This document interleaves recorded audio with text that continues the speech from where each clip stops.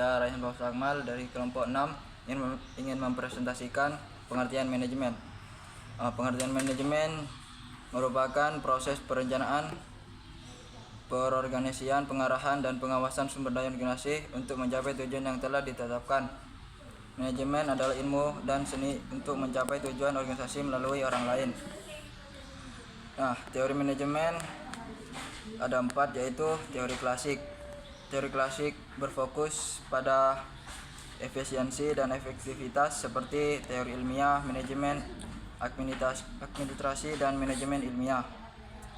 Contohnya ada beberapa, yaitu teori perdagangan internasional klasik, teori ekonomi klasik, teori organisasi klasik, dan teori pertumbuhan klasik, teori manajemen klasik. Yang kedua, teori hubungan manusia. Teori ini melibatkan pada pentingnya motivasi dan hubungan interpersonal di tempat kerja.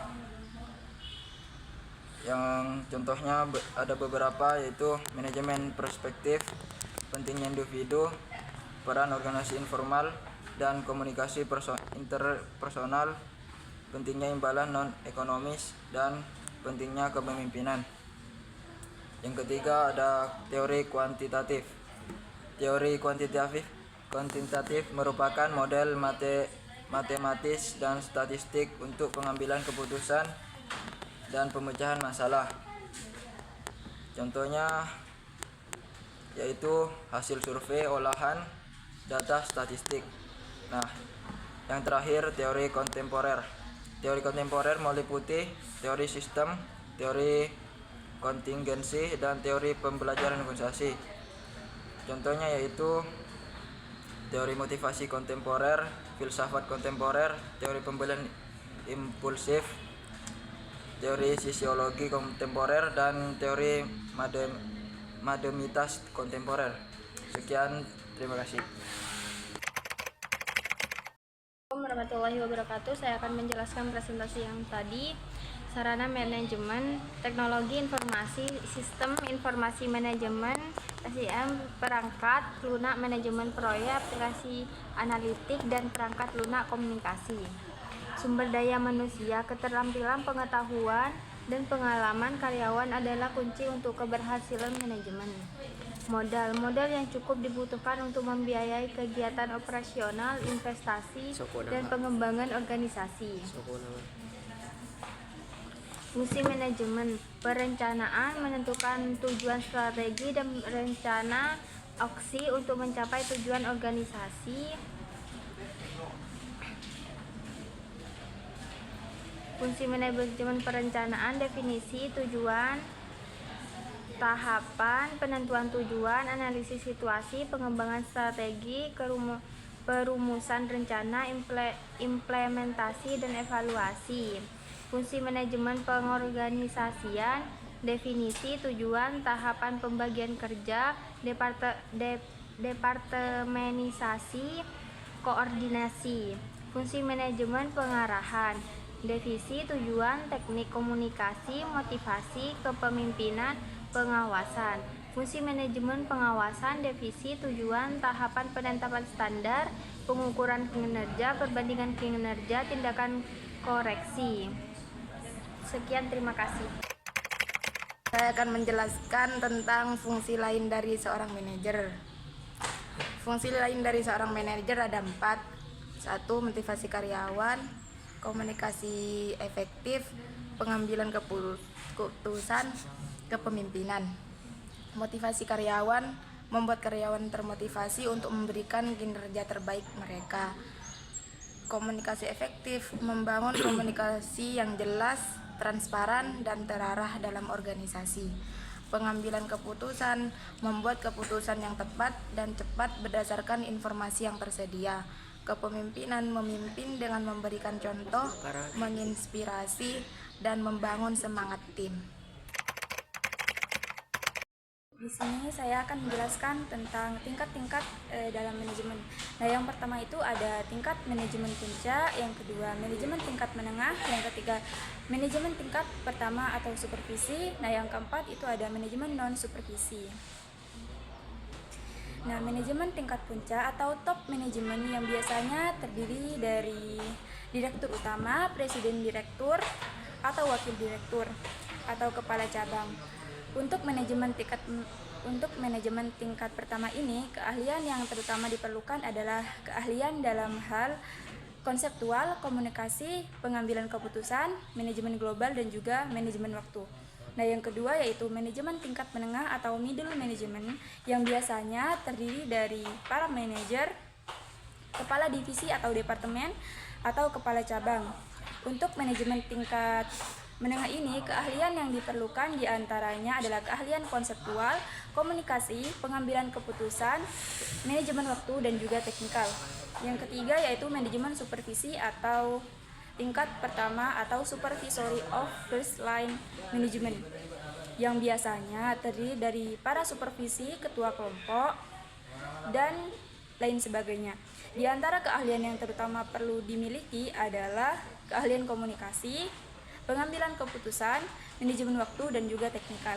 Nah, yang terakhir ada manajemen non-supervisi atau non-supervisory management yang biasanya terdiri dari para tenaga kerja tingkat bawah pada umumnya seperti buruh, pekerja bangunan, dan juga lain-lain. Keahlian yang terutama perlu dimiliki dalam level ini adalah keahlian teknikal, komunikasi, dan juga manajemen waktu.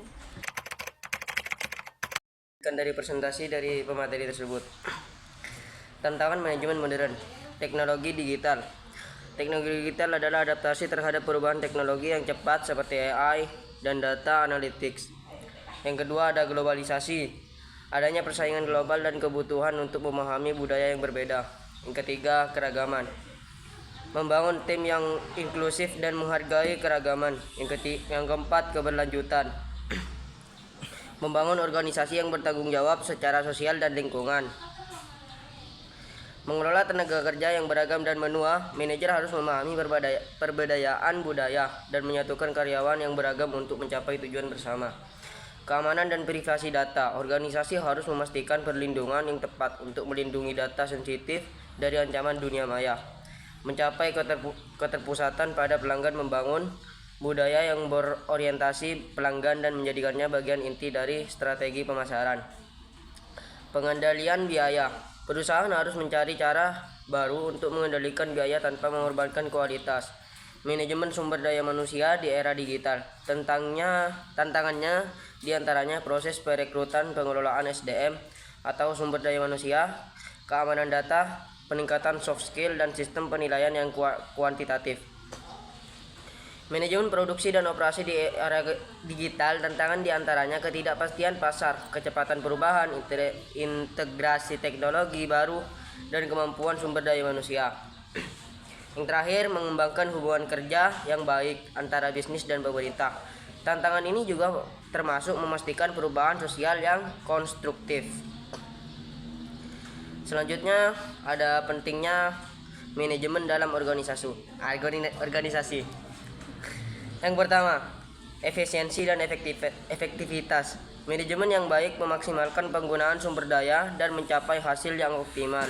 Yang kedua, kejelasan tujuan. Manajemen membantu mendefinisikan tujuan yang jelas sehingga semua anggota organisasi bekerja menuju arah yang sama. Yang ketiga, motivasi karyawan.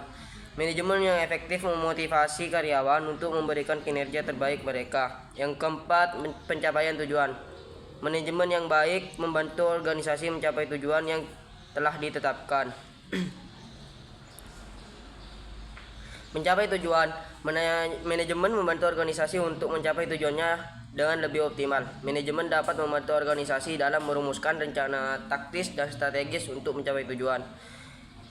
Meningkatkan efisiensi, manajemen dapat membantu organisasi untuk meningkatkan efisiensi dan efektivitas. Manajemen dapat membantu organisasi untuk menggunakan berbagai sumber daya secara tepat dan hemat biaya. Yang ketiga, meningkatkan produktivitas. Manajemen dapat membantu organisasi untuk menciptakan lingkungan yang memberdayakan karyawan untuk bekerja secara efisien dan produktif. Keempat, meningkatkan daya saing. Manajemen yang efektif dapat membantu organisasi untuk meningkatkan daya saingnya. Memastikan efisiensi keuangan. Manajemen dapat membantu organisasi untuk memastikan efisiensi keuangan organisasi. menjaga keseimbangan tujuan. Manajemen dapat membantu organisasi untuk menjaga keseimbangan antar berbagai tujuan. Yang terakhir, manajemen merupakan seni dan ilmu dalam PUAC untuk mencapai tujuan bersama. Manajemen memiliki beberapa fungsi, diantaranya perencanaan, peorganisasian, pendorongan, pelaporan, dan pengendalian. Sekian dari saya. Akan menjelaskan kesimpulan dan saran. Manajemen adalah proses penting yang diperlukan untuk mencapai tujuan organisasi. Manajemen harus terus belajar dan beradaptasi dengan perubahan lingkungan bisnis. Dengan memahami konsep manajemen, kita dapat mengoptimalkan kinerja organisasi dan mencapai kesuksesan bersama.